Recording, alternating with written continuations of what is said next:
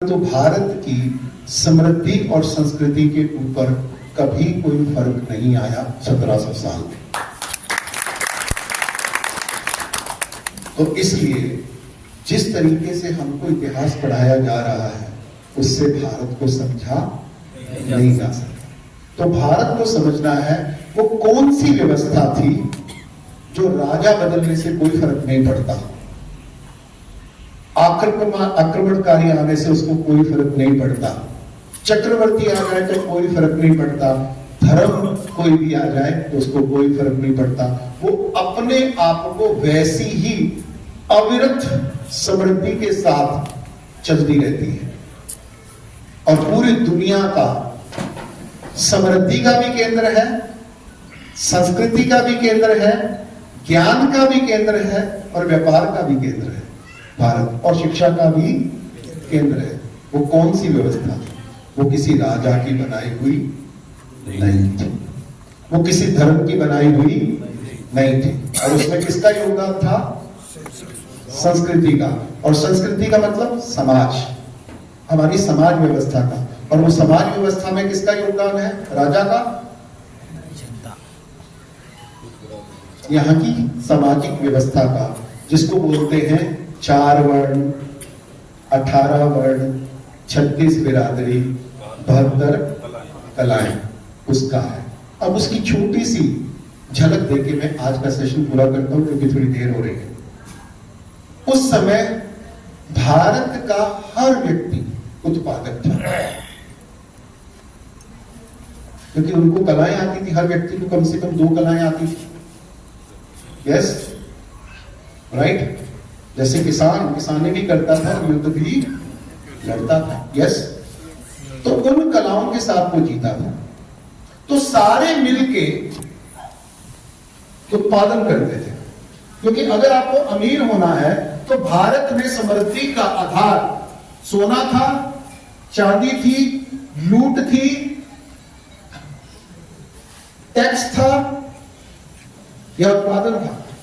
तो भारत की जो अर्थव्यवस्था है वो उत्पादन प्रधान है।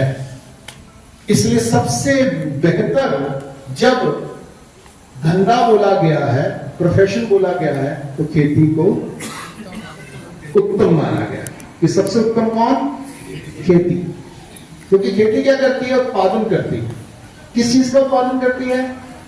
क्योंकि वो एक बीज डालती है और असंख्य बीज पैदा करती है। और पशुपालक, वो एक गाय से शुरू करता है। वो श्वेतकेतु की कहानी आपने सुनी होगी।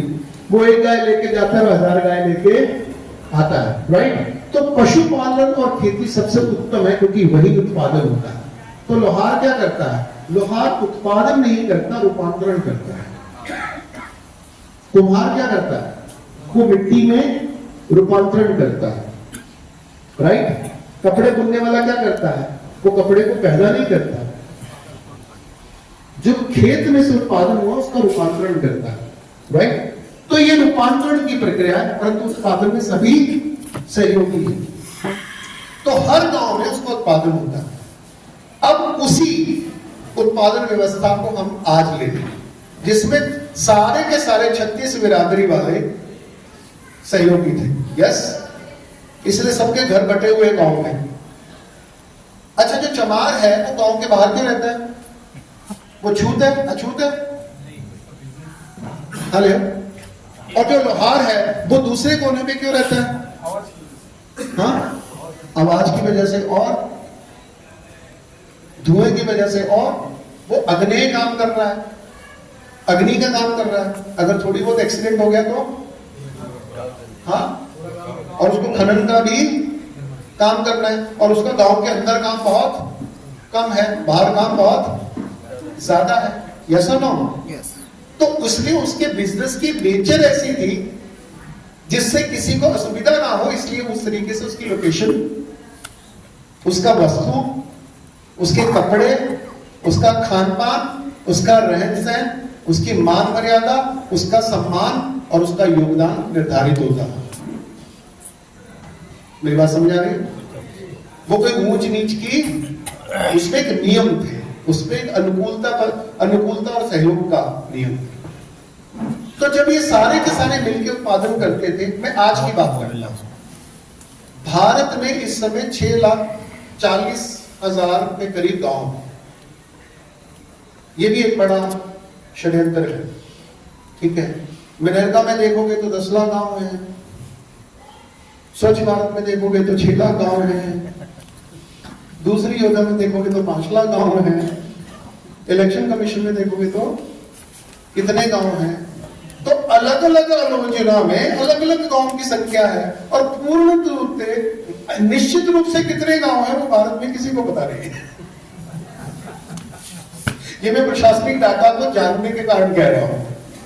और इसमें इसमें इसमें इसमें क्या है, ये ना होना ये बहुत बड़ी अनुकूल व्यवस्था किसके लिए,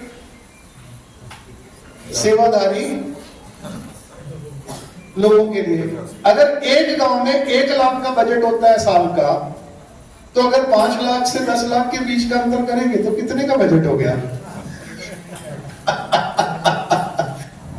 हेलो सर, ये कोड के हिसाब से 6.5 लाख शायद वो अलग अलग तरीके से, मैंने कहा ना, अलग अलग नीति से, अलग अलग एंगल से अलग अलग संख्या है। मनरेगा में अलग है, स्वच्छ भारत में अलग है, राइट। सरपंची में कितने हैं? सरपंची का अलग है, पंचायत, हाँ, सब में अलग है।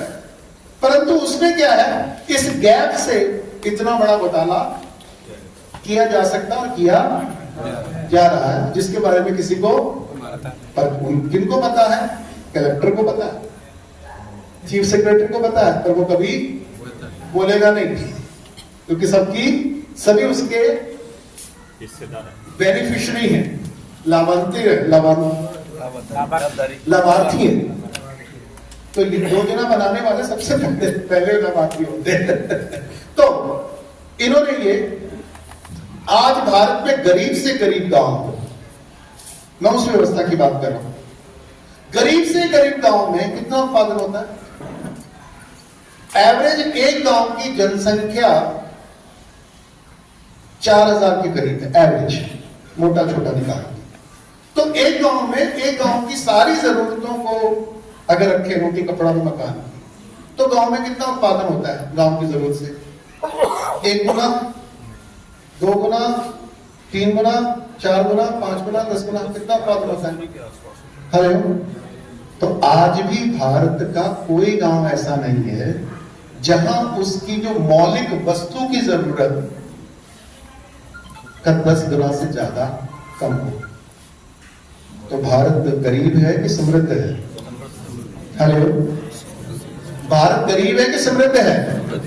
ये तब भी समृद्ध था, ये आज भी समृद्ध है। एग्जाम्पल के तौर पे 1947 में हम 33 करोड़ थे, आज हम 140 से 50 करोड़ के बीच में हैं। 42 में अकाल पड़ा, 15 करोड़ के करीब लोग मरे। ऐसा वो कहते हैं, ऐसा वो कहते हैं, ऐसा उनकी मीडिया कहती है, ऐसा उनका मीडिया भी कहता है। और ऐसे ही ऐसा जो अकाल था वो पंजाब में नहीं पड़ा था, वो बंगाल में पड़ा था। परंतु बंगाल में जो पड़ा था, और ये भी कहते हैं कि जब बंगाल में अकाल पड़ा तो उस वर्ष रिकॉर्ड प्रोडक्शन हुआ था, रिकॉर्ड प्रोडक्शन हुआ था, यानी वस्तु की कोई कमी नहीं थी। उस समय विश्व युद्ध छिड़ चुका था और अंग्रेजों ने सारा का सारा अनाज इकट्ठा किया,